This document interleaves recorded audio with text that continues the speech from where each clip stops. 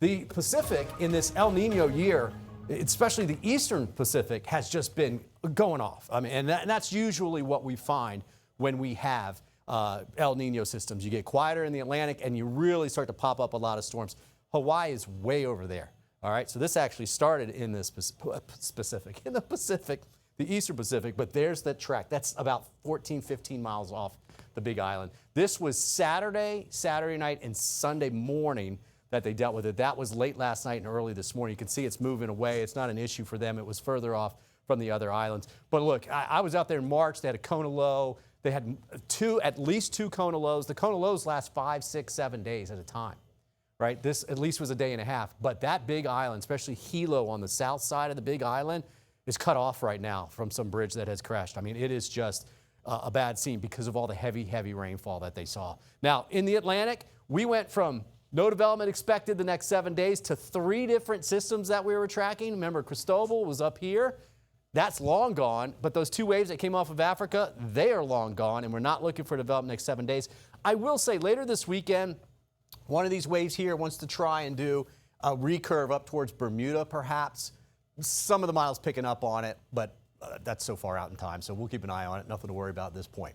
Now, that's the heat advisory that's in effect right now until 7 o'clock for everybody in the state, except for the Keys, actually. And then you can see for tomorrow, we're going to do it again.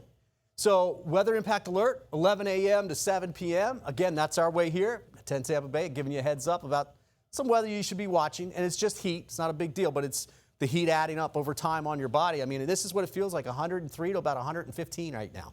So you work outdoors, you're in that a lot, and you do that day after day after day. And this is day 5 of this. Tomorrow will be the 6th day in a row that we get heat advisories.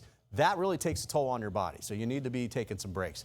Some bigger storms back up in the Panhandle. We had a severe thunderstorm just south of Orlando, but we're not looking for much for us, guys. I think it's dry this evening. So as a result, we're going to slowly come down out of the 90s. It's about 92 to 95 wherever you are right now. That's the average. The beaches are closer to about 90. I think at 9 o'clock tonight, we're about 86, 87 degrees. That's warm. Now, not much rain tomorrow. There's a small chance in the morning, especially Citrus and Hernando.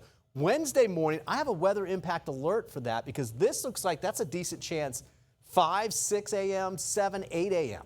All right, earlier in the morning. So the morning commute, and that's one of the reasons why we do our weather impact alert, to give you a heads up for rain and storms that you don't normally see in the morning, right? That's Wednesday morning. Thursday, this is afternoon stuff, maybe a little late morning stuff, and then you know it's Friday even into Saturday. Still 30 to 40% chance for rain this weekend.